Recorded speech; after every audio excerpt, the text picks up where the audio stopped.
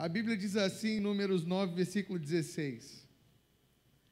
Assim era de contínuo, a nuvem o cobria, e de noite havia aparência de fogo. Mas sempre que a nuvem se alçava sobre a tenda, os filhos de Israel após elas partiam. E no lugar onde a nuvem parava, ali os filhos de Israel assentavam o seu arraial. Segundo o dito do Senhor, os filhos de Israel partiam, segundo o dito do Senhor, assentavam o arraial. Todos os dias em que a nuvem parava sobre o tabernáculo, assentavam o arraial. E quando a nuvem se detinha muitos dias sobre o tabernáculo, então os filhos de Israel tinham cuidado da guarda do Senhor e não partiam. E era que quando a nuvem poucos dias estava sobre o tabernáculo, segundo o dito do Senhor, se alojavam. E segundo o dito do Senhor, partiam. Ele continua insistindo nessa mesma conversa, repetindo. Porém, era que quando a nuvem desde a tarde até a manhã ficava ali, e a nuvem se alçava pela manhã, levantava, ia embora, então partiam. Quer de dia, quer de noite. Levantando-se a nuvem, partiam. Ou quando a nuvem sobre o tabernáculo se detinha 2 dias, ou 1 mês, ou 1 ano, ficando sobre ele, então os filhos de Israel acampavam e não partiam. Mas levantando, partiam. Ele fica repetindo, ele acha que a gente ainda não entendeu. Segundo o dito do Senhor, se alojavam. Segundo o dito do Senhor, partiam. Da guarda do Senhor tinham cuidado, segundo o que Deus falava através de Moisés. Amém? Pai, essa é a tua palavra, fala conosco essa noite. O Espírito Santo, nós abrimos o nosso coração, a nossa mente, Pai, para ouvir de Ti, Senhor. Ó Deus, nós não queremos uma palestra, uma aula, uma palavra qualquer, nós pedimos, Pai, nós precisamos da própria ministração do Teu Espírito Santo em nós, Pai. Ó Deus, se uma frase, uma palavra que seja, um versículo, falar ao nosso coração essa noite e for da Tua parte, Senhor, terá valido a pena vir aqui. Ó Deus, e é por isso que nós te pedimos, fala conosco, mas fala de verdade, Senhor, e muda a nossa vida pela Tua palavra, de forma que a cada dia nós estejamos mais parecidos com o Teu Filho Jesus, Senhor, vivendo de glória em glória, de revelação em revelação, sendo transformados à imagem e semelhança dEle, o primogênito de muitos irmãos, nosso amado Jesus. É o que nós oramos, no nome de Jesus. Quem crê comigo, dá um amém bem forte aí. Amém, um amém de jovem, né? Essa conferência de jovem, né? Vê se tem algum velho perto de você. Né? Deixa eu ver ali, pastor Eber está com os cabelos brancos, mas não é velho não, é jovem ainda, não é verdade? Certeza? É jovem, com certeza. Beleza. Eu disse ontem que o IBGE está contando o jovem até os 35 anos, né?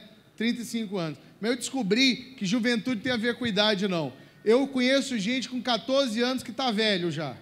Acabou, está acabado. Você olha para o menino de 14 anos, está acabado já. Acabado. É só casa, videogame e porcaria. Acabou. O que você quer ser quando crescer? Quer ser grande, adulto. Não tem sonho, não tem nada. Né? E a gente vê pessoas, às vezes até com um pouco mais de tempo de vida, né? 50, 60 anos, está arrebentando, rapaz, cheio de vigor, cheio de vida. E eu vou voltar para o assunto agora. Essa passagem aí me chama muita atenção. Primeiro, ela me chama atenção porque o cara é insistente em nos falar sobre qual era o modo que o povo se comportava, o modo com o qual eles viajavam no deserto durante o período do Êxodo. Ele insiste, vez após vez, de que havia um modo que Deus operava, guiando-os pelo deserto. E o modo era o seguinte: sobre o tabernáculo havia uma nuvem. A nuvem era a representação física da presença de Deus entre eles. O tabernáculo estava no meio do acampamento, e durante o dia, uma nuvem aparecia sobre ele. A nuvem à noite, a Bíblia diz, tinha aparência de fogo, de uma coluna de fogo à noite. Há uma revelação aí, nem sempre Deus aparece da mesma forma, né? Cada tempo ele se manifesta de maneiras diferentes. De dia era a nuvem, de noite era fogo, a coluna de fogo.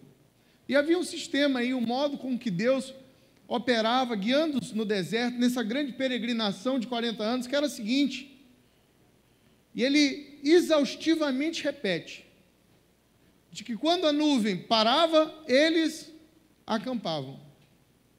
E todo mundo parava com a nuvem e organizava o acampamento. Mas quando a nuvem se movia, levantava, então eles entendiam da parte de Deus que era tempo de caminhar. Aquele momento na história do povo de Israel era um momento de extrema dependência de Deus. Eles tinham saído do Egito, eles não sabiam direito para onde eles estavam indo. E se você leu a sua Bíblia, se você conhece a história, você sabe que eles rodaram pelo deserto 40 anos. Mas rodaram 40 anos guiados pela nuvem. Deus que estava levando eles por um processo de dependência, de aprender a ser conduzido, de aprender a obedecer e a ser conduzido pela mão poderosa de Deus. Um processo que muita gente até hoje ainda não aprendeu. Então era o seguinte, subia a nuvem, vamos caminhar. Parava a nuvem, vamos parar. Isso podia ser muito chato. Talvez você esteja dizendo, pastor, ia ser muito bom se isso acontecesse hoje comigo. Se eu acordasse de manhã e visse uma nuvem na minha casa e pudesse sair seguindo ela. Não faça isso, irmão. Você vai ser internado.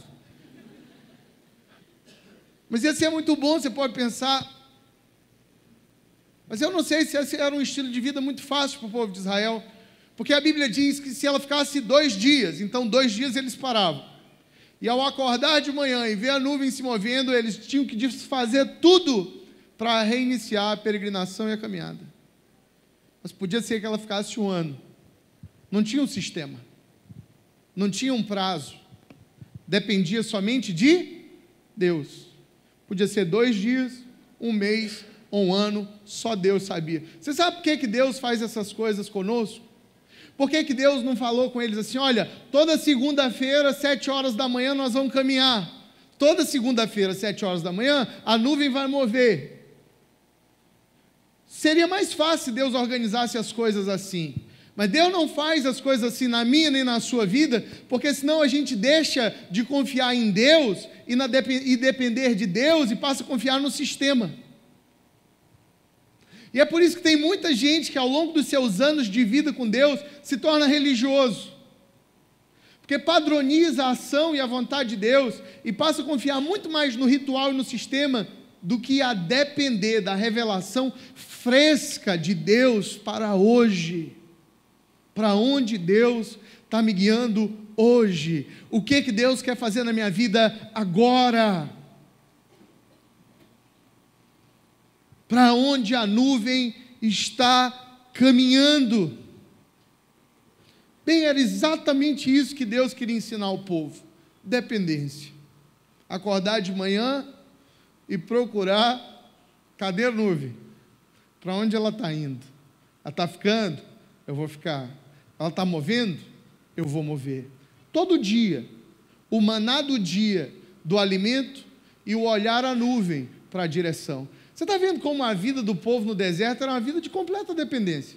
Tanto para comer do maná, você sabe que o maná ele não durava até o outro dia. Ele era do dia. Era a comida do dia. E a direção de Deus também para o povo era a direção do dia. Hoje a nuvem ficou. Amanhã talvez não fique. Quem que sabe se ela vai andar? Eu não sei. Só Deus sabe. Então, quando ela andar, eu preciso estar disposto a desfazer acampamento e ir com ela. E se ela parar, eu não posso ir embora. Eu como hoje, glória a Deus que eu tenho comida para hoje, amanhã depende de Deus. Hoje eu estou aqui porque a nuvem está aqui, mas amanhã eu saberei, porque eu sigo na completa dependência da direção do Espírito Santo do Senhor. Quem disse para você que os seus planos e os seus sonhos é exatamente o que Deus quer para a sua vida? Você já se deu o trabalho de perguntar quais são os planos de Deus para você? Você já procurou a nuvem hoje Você já parou para pensar o que Deus está revelando e falando hoje para a sua vida? Eu me assusto com a quantidade de pessoas perdidas na igreja. Pô, perdidaça na igreja. Tem gente que chega para mim na igreja e diz assim: pastor Rodrigo, ora por mim. Por quê? Porque eu não sei se eu devo casar com fulano de tal. O que o senhor acha? O que eu acho? Por mim ninguém mais casava, minha irmã, porque eu já casei mesmo, o problema é de vocês. O que eu acho? Eu estou casado já. Agora tu quer que eu ore por ti? Você já perguntou para Deus? Você já orou sobre isso? Não.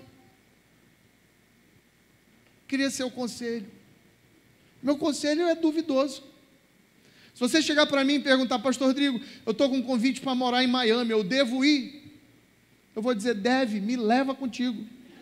Vamos junto. Eu quero ir contigo. Arruma um quarto para mim lá na tua casa em Miami, que eu estou indo. Por quê? Porque minha opinião é duvidosa, eu gosto de Miami, entendeu? Mas e Deus? Será que a nuvem está movendo para lá? Você sabe o grande problema? É que a gente diz que acredita na Bíblia, mas a gente não acredita não. A gente faz de conta, mas a gente não leva a sério. A gente gasta muito pouco tempo orando para tomar grandes decisões na vida. A gente gasta muito pouco tempo meditando, orando, buscando a Deus, observando a nuvem, quando vamos tomar decisões que são super importantes. E aí depois dá tudo errado, a gente se perde, deixa Deus para trás, e ainda culpa o próprio Deus, ou culpa as pessoas ao nosso redor, quando fomos nós mesmos que levantamos acampamento antes da hora, ou ficamos parados, quando a presença de Deus já se havia movido. Se você está entendendo, diga amém. Isso é importantíssimo. Na verdade, a Bíblia diz que a revelação do Velho Testamento ela é uma sombra daquilo que havia de ser revelado no Novo. Você concorda comigo? São sombras. O Velho Testamento são sombras daquilo que havia de ser revelado no Novo. Portanto, a vida que segue a nuvem no Velho Testamento é um reflexo, é uma sombra do estilo de vida do homem e da mulher de Deus do Novo Testamento, do Espírito, que é guiado pelo Espírito Santo de Deus. Jesus dizia: eu só faço o que eu vejo o Pai fazer, eu só falo o que ouço o Pai falar. Eu vivo uma vida dependente da direção do Espírito. Esses versículos que nós lemos em Números 9, eles apontam para uma realidade que não foi extinta, que não acabou aqui no Êxodo, mas que caminhou na vida de homens e mulheres de Deus, alcançou Jesus e depois dele alcança e se torna o estilo de vida de todo homem e mulher cheio do Espírito Santo. Onde está a nuvem? Ou eu vou com a nuvem. Para onde está soprando o vento? Para onde Deus está me levando? O que Deus está falando ao meu coração hoje? Às vezes nós procuramos pessoas, porque nós queremos ouvir a voz de Deus, e a gente diz assim: ô pastor, ora por mim. A gente ouve falar que tem um profeta em algum lugar, e a gente gosta do dom profético, e vai lá e diz assim: ô profeta, me dá um recado de Deus. Tem gente que até pressiona o profeta não tem palavra nenhuma para dar, ele ficou: mas pelo amor de Deus, dá qualquer coisa aí. Aí o profeta faz assim: tu sabes. Ele: oh meu Deus, eu sei mesmo. Tu sabes, né? E a gente fica procurando essa direção do Espírito Santo no outro. Deixa eu te falar uma coisa, irmão. Deus vai te dar olhos para ver a nuvem. Deus vai te dar olhos para ver, ouvidos para ouvir. E quando a nuvem mover, você vai com ela, que Deus está te levando para o centro da sua boa, perfeita e agradável vontade. Vai com Ele. Segue a direção do Espírito Santo. Porque não é um sistema, não é uma fórmula. A forma com que Deus trata comigo não é necessariamente a mesma forma que Deus vai tratar com você. Nós gostamos do exemplo de homens e mulheres de Deus. Eu gosto de ler Heróis da Fé, eu gosto de conhecer homens e mulheres de Deus, e é lindo, e nós nos inspiramos nessas pessoas. Mas, olha, Deus não trabalha no atacado. A voz de Deus não vem no atacado, não. Hoje o Espírito Santo habita em mim e em você. E Ele nos guia com seu amor, de forma individual, customizada, pessoal. Deus tem um plano para a sua vida, que pode ser diferente do plano da vida de qualquer outra pessoa aqui nessa noite. Ele vai falar aí dentro, sobre o que Ele quer para você, sobre qual é o chamado, sobre qual é a direção, sobre qual é o tempo. Não é uma fórmula. Tem gente que chega para mim, outro dia um menino chegou na igreja e disse: pastor, é o seguinte, o que eu preciso fazer para ser pastor? Eu quero ser pastor. Meu irmão, eu não sei. Eu conheço pastor de todo tipo. Eu conheço pastor que fez seminário teológico, mestrado, eu conheço pastor que não fez nem a primeira série. Eu conheço pastor de todo jeito, alto, baixo, gordo e magro, pentecostal, todo jeito que você imaginar, eu conheço pastor. Qual é a fórmula? Eu não sei. Eu conversava outro dia com o pastor Heber, de igrejas, né, de sucesso, umas têm prédio próprio, outras não, uns fazem de um jeito, outros fazem do outro. Não tem fórmula, porque não é um sistema, é um mover. Não é um sistema, uma fórmula, é um espírito que se move de forma individual, pessoal, dentro de você, te revelando dia a dia a sua vontade. É dia a dia, irmão, diga amém. É dia a dia. Talvez por isso é tão difícil, porque é dia a dia. Então, a direção de ontem, talvez não vale mais para hoje. É por isso que muita gente se encontra com a unção velha, a direção do passado, e as coisas que você fazia no passado já não funcionam hoje, a forma como você pregava no passado já não toca mais ninguém hoje, porque é passado, a nuvem moveu. O grande problema na igreja é que nós queremos transformar o mover de Deus em um monumento. A gente diz: olha, Deus move assim. Então, se você não cair para trás, Deus não te tocou. Eu lembro quando eu comecei a pregar com 14, 15 anos no interior do Maranhão, eu ia para essas igrejas pequenininhas no interior, 15, 16 anos eu tinha, e eu pregava, e uma noite no interior, eu comecei a impor mão e as pessoas começaram a cair. Eu te prometo que eu não derrubei ninguém.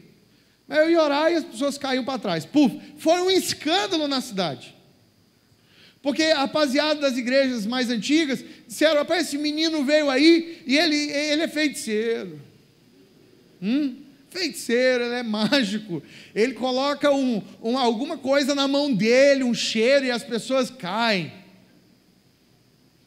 E algum pastor disse assim: não, a pessoa não pode cair para trás, é o diabo que derruba para trás, você só pode cair para frente. Crente só cai para frente, quer se prostrar, aí é de Deus, para trás não é de Deus. Aí eu fiquei zangado com aquela coisa, porque eu disse: que é isso, rapaz? Quer dizer que a pessoa não pode cair para trás, só pode cair para frente? Onde está essa ordenança bíblica? Eu vou derrubar o pessoal de lado agora, de banda, né? Aí nesse dia, no outro dia, eu ouvi que estava tendo o maior problema na cidade pequena, sabe? E eu ouvi que estava tendo o maior problema, que as pessoas caíam mesmo. Eu não mandava ninguém cair, eu nunca mandei ninguém cair. Eu prego, e o meu maior desejo quando eu prego é que as pessoas tenham um encontro com o Espírito Santo de Deus.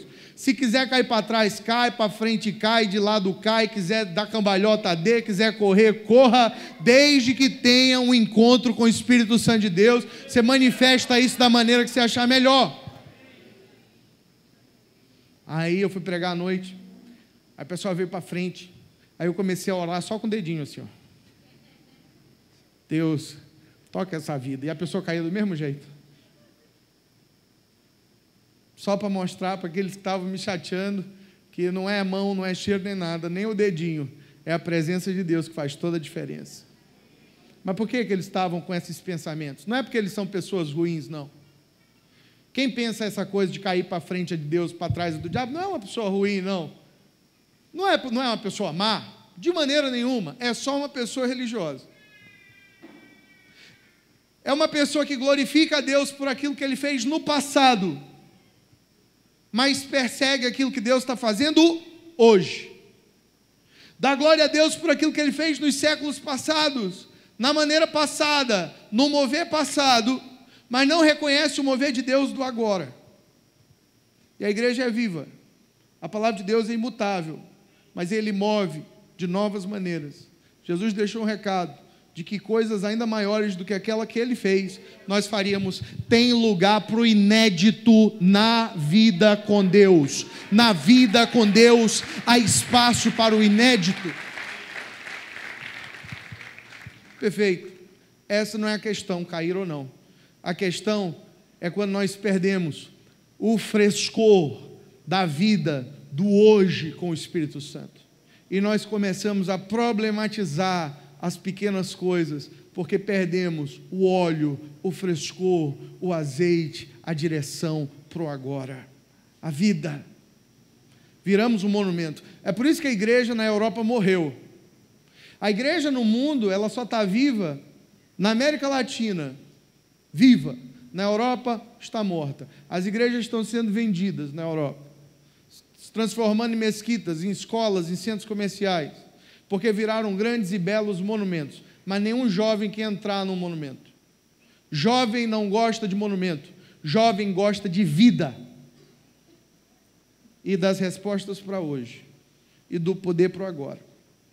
Irmãos, cadê a nuvem? Cadê a nuvem na minha, na sua vida?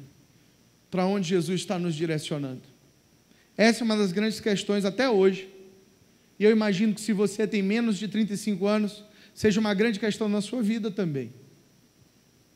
Até hoje eu me pergunto: Deus, o que o Senhor quer comigo? Deus, o que o Senhor quer fazer na minha vida esse ano, ano que vem? Pai, o que o Senhor quer ministrar através de mim? Pai, o que Tu tens para mim? Senhor, eu quero Te seguir, eu não quero Te deixar para trás, eu quero andar contigo. Devia ser uma confusão esse método de orientação divina. Devia ser uma confusão. Já pensou? Você acorda de manhã, acabou de desfazer as malas. Pior coisa de viajar é desfazer mala e fazer mala. Quantos concordam comigo? Dá uma misericórdia aí. Cara, eu amo viajar, eu detesto fazer mala e desfazer mala. É um saco. É difícil. Porque, principalmente se a viagem é curta, que você chega, organiza tudo, no outro dia já tem que pegar avião de novo, tem que refazer tudo de novo. Minhas camisas vão ficando tudo amassadas. E às vezes eu prego aqui com as camisas tudo amassadas por causa disso.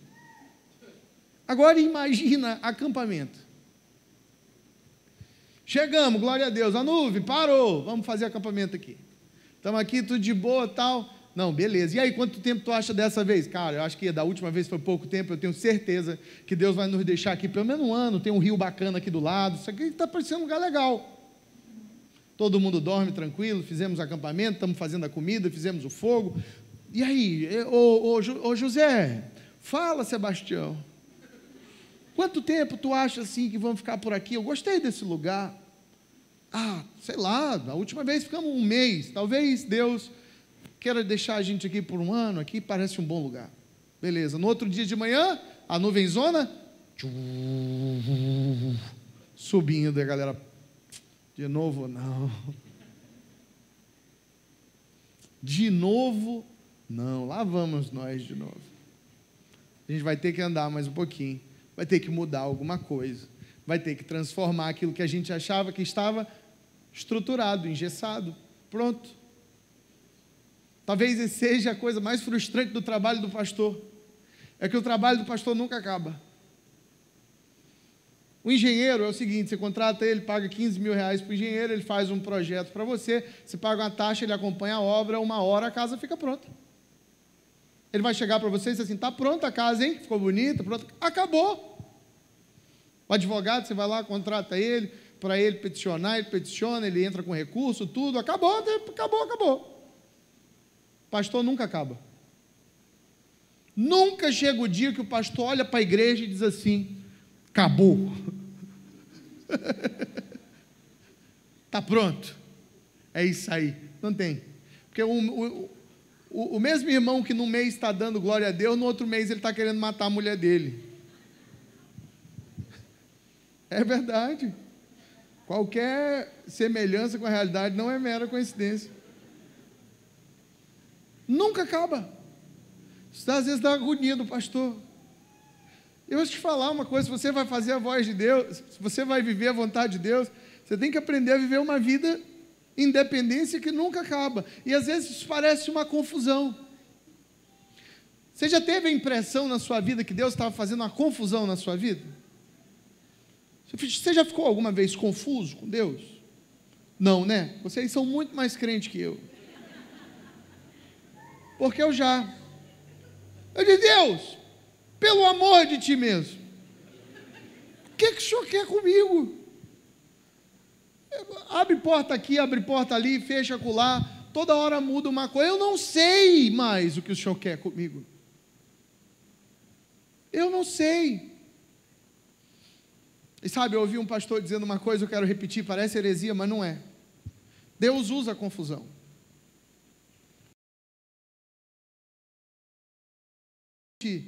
Deus usa a confusão. E eu sei que tem gente pensando: pastor, mas a Bíblia diz que Deus não habita em meio à confusão. Mas aquele versículo está falando da ordem do culto. Aquele versículo está dizendo: olha, o culto precisa ser ordenado, porque Deus não opera no meio da confusão. Mas Deus usa, às vezes, os momentos de confusão na nossa vida. E confusão que eu digo em direção, confusão sobre a direção da nossa vida. Deus usa esses momentos para nos ensinar a depender dEle. E às vezes, quando a gente está em confusão sobre para onde ir, é nesse momento que nós caímos no colo daquele que sabe todas as coisas. Até a confusão, Deus usa. Nessa noite, se você está no meio de uma confusão, sobre destino, chamado, sobre a direção de vida, deixa eu te falar uma coisa: Deus usa isso. Deus usa esses momentos na sua vida. Cai no colo dele, deixa ele te abraçar, ele vai te guiar pela mão. Não há lugar melhor para estar do que na presença de Deus. Não adianta dar uma de bom. Homem gosta de dar uma de bom, de dizer que sabe direção. Homem detesta pedir direção quando está dirigindo por aí, detesta. As mulheres ficam: para, marido, pergunta para alguém. Não, eu sei. Eu sei. O pior é que não sabe, né? É porque a gente tem aquela síndrome do super-homem. Eu tenho 2 filhas, então para elas eu sou o super-homem delas. E eu quero ser o super-homem para minha esposa também. Então, eu nunca quero estar errado e eu nunca quero ter que pedir orientação para ninguém, entendeu? Eu sei fazer, mesmo que eu não saiba. Eu tenho essa mania é terrível, e eu já me perdi várias vezes por causa disso. Normalmente eu acerto os caminhos por aí, mas às vezes eu me perco, porque o orgulho me faz perder. A última vez foi numa viagem, agora em abril, passei vergonha, cara. Vergonha. Eu estava conduzindo a equipe lá da igreja. Nós fomos fomos para uma conferência de jovens em Portugal. Eu preguei, levei uma equipe lá do Angelim, e eles tiraram 3 dias para ir para Paris, e me levaram com eles. Normalmente, quando a gente vai em Lisboa, sempre vai a Paris, porque é pertinho. É tipo Castanhal, Belém, voando. E aí, voando, né, pai? Aí a gente foi lá, beleza, 3 dias. E aí ficamos no hotelzinho, e eu querendo dar uma de boa, né? Primeiro dia, assim, os irmãos, tudo: pastor, nós vamos para onde e tal? Fiquem tranquilos, vou levar vocês para conhecer a ópera, para conhecer tal coisa. Minha trigueira já foi numa dessa comigo. Vamos conhecer tal coisa, me sigam. Pastor, mas não é melhor? Não, eu conheço um caminho muito bom. E pá, com a galera na frente, liderando a equipe, certo? E o pessoal atrás de mim. E aí, pastor, e tal, está demorando, vamos chegar lá. É mais ali na outra esquina, e cada esquina que eu meti, eu não via a rua que eu queria. E vamos. Cara, eu passei uma vergonha tão grande, porque nós caminhamos uns 45 minutos, pegando uns quarteirões, caminhamos muito, e saímos exatamente pertinho do lado do hotel, de onde a gente ia sair. Cara, mas quando eu saí na rua, Eu percebi, aí eu quis meter uma ré para o povo não perceber. Aí Radal Diniz olhou e disse assim: pastor, não foi daqui que a gente saiu? Misericórdia, cara. Que humilhação. Aí eles disseram: olha, pastor, infelizmente o senhor está demitido de guia. Nós vamos procurar um guia de verdade. O senhor não sabe nada daqui. Poxa, mas é Deus querendo tratar com meu orgulho, né? Você nunca se sentiu assim? Orgulhoso, tentando achar o caminho por si mesmo, e pior, ainda guiando os outros para o lugar errado.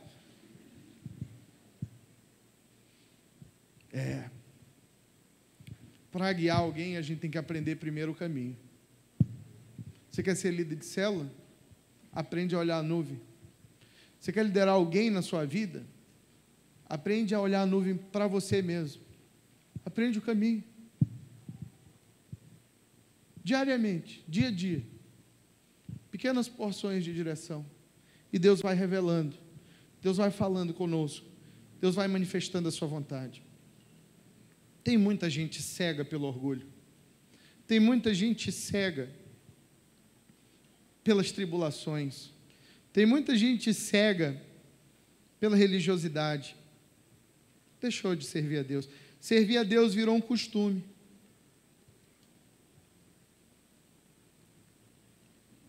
Já não há mais nem curiosidade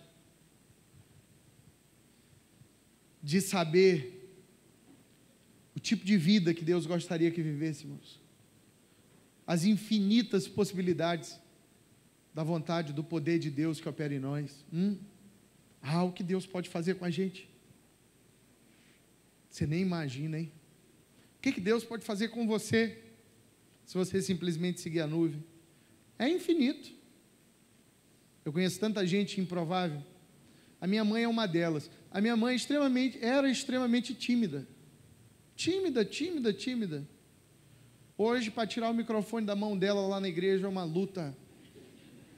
Ela prega com ousadia. Eu conheço tantas pessoas improváveis. Tanta gente assim que você diz: mas hoje ele está aí? Mas ela está fazendo isso? Eu nunca imaginei que poderia acontecer.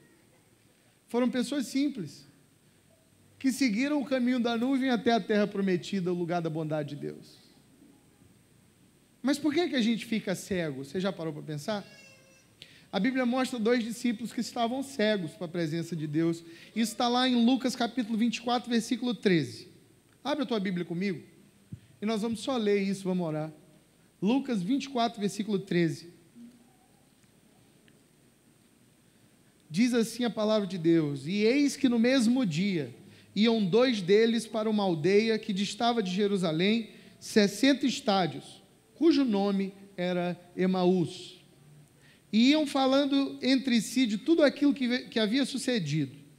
E aconteceu que, indo eles falando entre si, fazendo perguntas um ao outro, o mesmo Jesus se aproximou e ia com eles, mas os olhos deles estavam como que fechados, para que não o conhecessem. E ele lhes disse: que palavras são essas que caminhando trocais entre vós, e por que estáis tristes?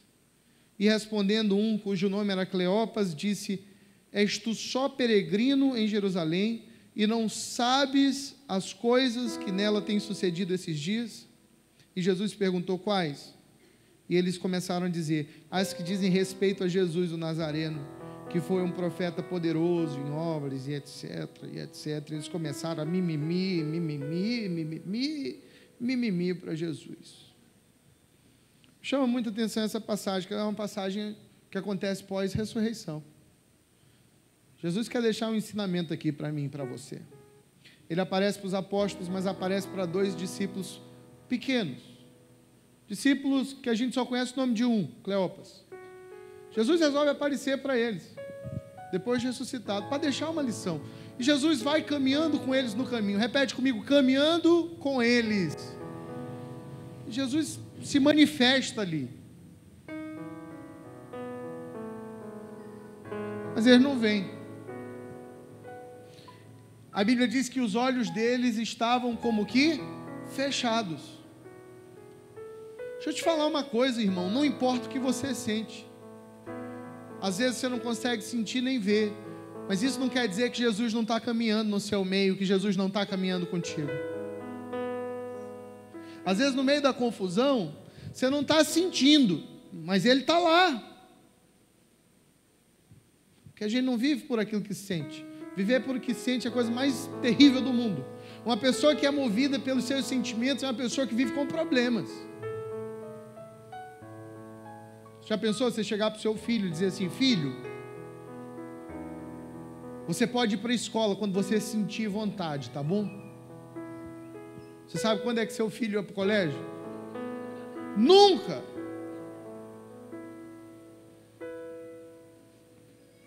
Você sabe o que vai acontecer se você comer toda vez que você sentir vontade? Nós vamos ter que pagar uma bariátrica para você, cedo ou tarde. Porque quem se move por sentimento está frito. O fato de não vermos ou de não sentirmos não quer dizer que Jesus não está lá. Jesus está conosco todo o tempo. Se você crê, Ele prometeu que estaria conosco até a consumação dos séculos, e a presença dEle continua viva e real, como foi no primeiro dia em que Ele esteve aqui na terra. Mesma presença. É nós que estamos cegos. É o nosso coração que desconectou. Desconectou por quê? Por que eles estavam tristes? Porque estavam decepcionados. Cleopas e o colega dele, indo para Emaús, estavam profundamente decepcionados. Porque eles achavam que Jesus era uma farsa. Eles achavam que a promessa de Jesus tinha ido por água abaixo. Eles que criam que Jesus era o Messias, Filho de Deus, tinham agora visto Ele morrer, então acabou. E eles estavam fugindo para Emaús, porque senão eles pensavam, iriam morrer também. Jesus aparece no meio deles, porque Jesus nos encontra no caminho de fuga. Jesus nos pega às vezes quando a gente não está sentindo nada. Até quando a gente está cego, Ele se aproxima, porque Ele é um Deus bom, e é por isso que Ele está manifestando a sua presença aqui nessa noite. Não importa a condição que o seu coração está nessa hora, Ele vem, Ele sempre vem. Ele sempre vem. E aí Jesus se mete na conversa, e é isso que eu amo sobre Jesus, é que Ele é um Deus muito disponível. Ele é até folgado às vezes. Ele chega para Zaqueu e diz: Zaqueu, vou jantar na tua casa hoje. Se a gente faz isso na igreja, os irmãos não pegam bem, eles acham ruim. Lá no Angelinha tem até base bíblica. Irmão, hoje eu jantarei na tua casa. Jesus se aproxima porque Ele é Emanuel, Deus conosco. E Ele se aproxima daqueles caras decepcionados, tristes e cegos, e diz assim: o que é que vocês estão conversando aí, tristes? Qual é o assunto da tristeza de vocês? Que murmuração é essa aí? Que mimimi é esse? Estavam perdidos, e eles dizem para Jesus, ainda sem reconhecê-lo, dizem: vem cá, tu é a única pessoa em Jerusalém que não sabe do que aconteceu? Você é a única pessoa que não sabe o tamanho do problema, o tamanho da luta, o tamanho da confusão. Você é a única pessoa que ainda não percebeu como é difícil, como é frustrante, como é decepcionante, como a vontade de Deus não se revela fácil. Eles começam a brigar com Jesus, e Jesus dá a corda, Ele diz: conta aí. Eles começam a contar, eles começam a abrir o coração e a reclamar, e a derramar a decepção e a frustração deles no colo do mestre. Jesus então diz: ó nécios e tardios de coração, para crer no que os profetas disseram. E começando por Moisés, diz o versículo 27, e por todos os profetas, Jesus explicava o que dele se achava em todas as escrituras. Jesus, com a palavra, ia revivendo para aqueles discípulos decepcionados o que era a vontade de Deus. Jesus ia revivendo pela palavra. A Bíblia diz: de Moisés até todos os profetas. Jesus passa a ensinar no caminho. E eles chegaram à aldeia para onde iam, e Jesus fez como quem ia para longe. Eu amo essa parte. Jesus está ensinando para eles no caminho, e a Bíblia diz que ele faz menção de continuar, de ir embora. Porque deixa eu te explicar uma coisa. Se você quiser ser guiado por Deus, a iniciativa é sua. Deus não força ninguém a nada, Ele é um cavalheiro. Deus não vai puxar ninguém pelo cabelo para seguir a nuvem. Deus não vai forçar ninguém a perguntar sobre a sua vontade. Jesus, a presença de Deus não baixa, ela não possui ninguém. Tem gente que fica, Espírito Santo de Deus, eu não consigo, baixa em mim e me leva. Mas não funciona assim. Vira para a pessoa do seu lado e diz assim: não funciona assim. Jesus faz o seguinte, ele está vindo no caminho, e ele é como a nuvem. Ele é como a nuvem.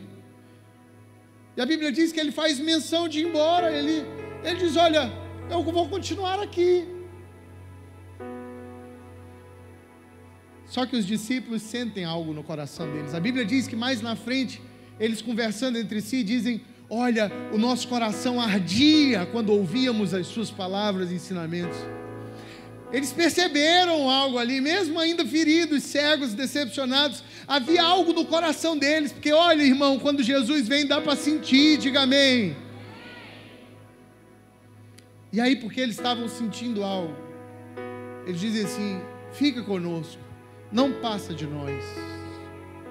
Ô Jesus, nós queremos andar contigo, aonde tu fores, nós queremos ir, não passa de nós, não passa de nós, não passa de nós, não passa de nós. A gente não quer mais andar sozinho, na decepção, na cegueira, na tristeza, na murmuração, não passa de nós. Jesus fica com eles. A parte mais bonita no final da história é que a Bíblia diz que então eles vão comer. Um paralelo com Apocalipse 3:20, que diz: eis que estou à porta e bato, e se alguém ouvir a minha voz e abrir a porta, eu entrarei e cearei com ele e ele comigo. Eu vou comer com você. A Bíblia diz que quando esses dois homens incrédulos, cegos, medrosos, decepcionados, tristes, sentam para comer com Jesus, ele quebra o pão, dá graças, e os olhos deles se abrem. Há um ensinamento aqui. O que é que nos cega? Tribulação não pode nos cegar. Porque às vezes a gente está andando com Jesus e o problema vem, e a gente deixa de seguir a nuvem e passa a confiar na nossa própria força, inteligência e capacidade. E deixa de ver a atuação de Deus na nossa vida. Deixa de reconhecer que Ele continua lá. A perseguição, os problemas. Tem muito crente cego que os olhos foram furados pela tribulação, pela decepção com alguém, pela decepção com a igreja, com pastores, com líderes, com pessoas. Aí ficou cego, deixou de ver Deus. Não importa, a presença dele continua aqui. Ela continua te chamando. Bonito da história é que se a tribulação cega, a mesa abre os nossos olhos. Se nós podemos ficar cegos para a presença de Deus por causa dos problemas, se a gente sentar para comer com Jesus, se a gente insistir para que Ele fique, nossos olhos serão abertos mais uma vez, e nós veremos o Filho de Deus que está conosco. Se você crê nisso, dá a sua melhor salva de palmas para Ele. Aleluia. Glória a Deus.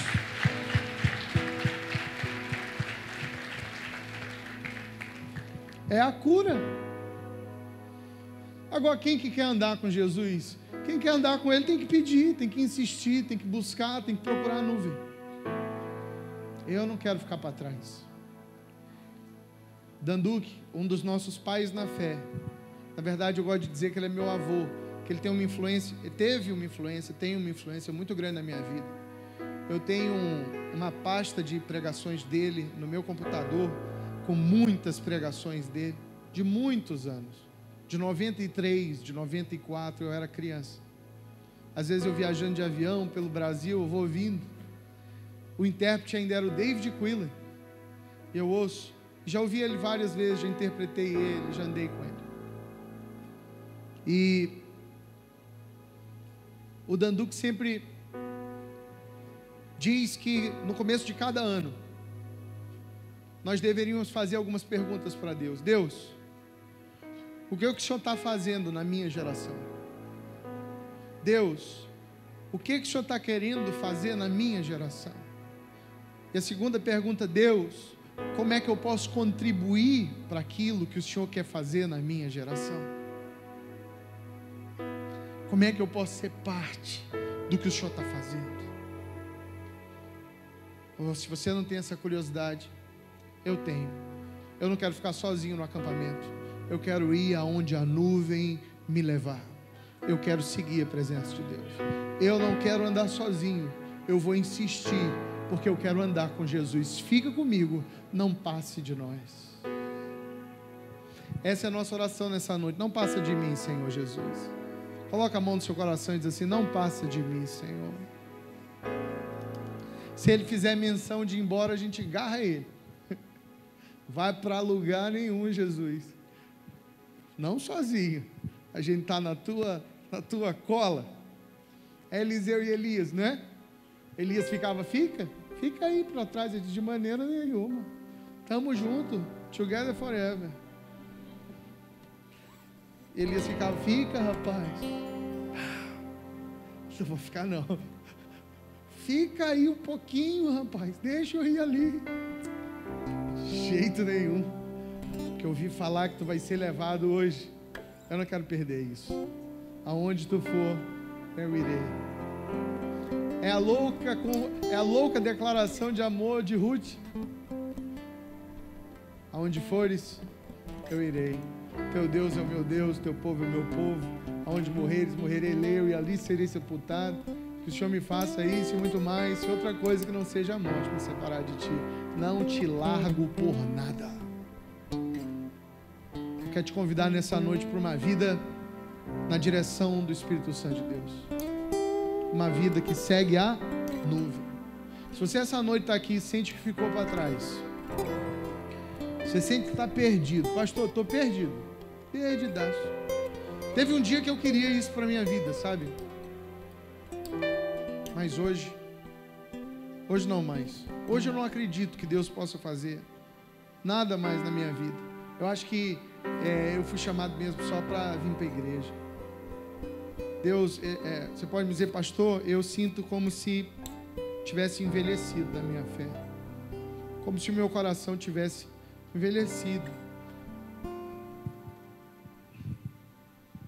Essa noite eu quero te chamar, porque nós vamos levantar acampamento. A nuvem se move, a gente vai com ela. Deus tem uma palavra fresca para a tua vida, nova para a tua vida. Deus tem algo para falar com você. Deus tem uma direção para você. É com você. Eu lembro da história do meu pai quando ele converteu. Ele disse que ele foi para a igreja. Ele estava lá com a minha mãe. E ele sentiu um aperto tão grande no coração dele. Veio à frente entregar a vida para Jesus. E quando ele voltou, minha mãe brigou muito com ele. E disse, como é isso que tu vira crente e não me avisa antes? Não combina? Ele disse, mas não teve como combinar. Foi da hora, eu senti o negócio. Ele tem que combinar, ficaram mal. Obrigado. A direção não depende do seu marido nem da sua esposa, não. Deus não trabalha no atacado. Ele vai falar com você, no seu coração. Ele vai tratar com você, porque Ele conhece o seu nome. Ele tem um plano para a sua vida. E o que pode acontecer, pastor Rodrigo? Tudo. Um dia eu estive sentado em cultos como esse. Eu me lembro que eu fui para Fortaleza uma vez. E era um missionário americano que estava pregando. Nós passamos o dia evangelizando nas ruas em Fortaleza. E ele à noite foi na frente e disse, gente, eu nunca imaginei que eu seria missionário. Mas aqui estou eu. Hoje eu sou missionário, viajo o mundo. Ele dizia, eu não estou passando mal não, gente, eu estou muito feliz. Ele dizia, olha, aqui está a moçada de 17 anos e tal. E ele dizia, eu não sei o que Deus vai fazer através da sua vida. E meu coração já estava apertadinho. Porque mesmo não sabendo o que, eu já sabia que Deus tinha alguma coisa comigo. Vira para a pessoa do seu lado e diz assim: Deus tem um negócio contigo. Eu já sabia que Deus tinha um negócio comigo. Meu coração apertadinho. Aí Ele mandou assim, olha, a equipe distribuir papéis em branco para a gente. E eu peguei meu papel em branco, fiquei esperando ali o comando. E depois de dar uma palavra, ele disse: gente, esse papel em branco é um contrato. Só que ele está em branco, porque é Deus que vai preencher. Então eu quero que você assine e venha entregar aqui no altar. Eu me lembro desse dia, que eu levo as coisas de Deus a sério. Eu fiquei olhando para aquele papel em branco e disse: meu Deus, cuidado com o que o Senhor vai escrever aí. Mas eu lembro que eu assinei e fui deixar lá no altar, chorei demais. Aquele dia, como em vários outros dias, eu repeti essa oração de entrega, dizendo: Deus, faz da minha vida o que o Senhor quiser. Eu quero caminhar contigo. Eu quero ter olhos para ver, ouvidos para ouvir, Pai. Eu quero te ver comigo, Senhor. Eu quero seguir a tua nuvem, Pai. Eu não quero ficar para trás. Eu não quero uma religião, Pai. Eu detesto religiosos, sabe? Jesus que conversava com prostitutas, Jesus que visitava os ladrões do povo, Jesus que conversava com um bando de gente que era marginal na época, porque vivia à margem da sociedade. Só tinha um tipo de pessoa para quem ele tinha uma palavra de condenação, e eram os religiosos da época, os fariseus e os saduceus. Jesus compara eles ao irmão mais velho, que não comemora a chegada do irmão mais novo, que o do filho pródigo, mas que fica fazendo confusãozinha por causa de um bezerro. Eu não gosto de religião. Eu cresci na igreja, e se fosse religião, o irmão tinha pulado fora, porque o tanto de coisa que eu já vi na igreja, coisa boa, mas muita coisa ruim também. Eu não quero isso para mim. Eu quero seguir a nuvem. Eu quero uma vida na completa dependência de Deus. Jovem, nessa noite aqui, é isso que eu quero profetizar sobre você. Os anos virão no futuro, você vai casar, você vai ter muitos filhos, 6 filhos no mínimo, jovem. Recebe o manto. Você vai formar. Ninguém quer. Você vai trabalhar. Você que está aí nessa lisura danada, você vai ganhar o seu dinheiro, você vai comprar o seu carro. Deus vai te levar às nações. Deus vai fazer muita coisa bonita na sua vida. Mas não entra no automático, não. Não entra no automático, não. Não cansa da corrida, não. Porque Deus faz tudo novo o tempo todo. Ele se renova a todo tempo. Ele nos chama para águas mais profundas. Ele ainda tem muita coisa para fazer. Nós estamos a caminho da terra prometida, e o melhor de Deus ainda está à frente. Se você recebe isso, dá um glória a Deus bem forte.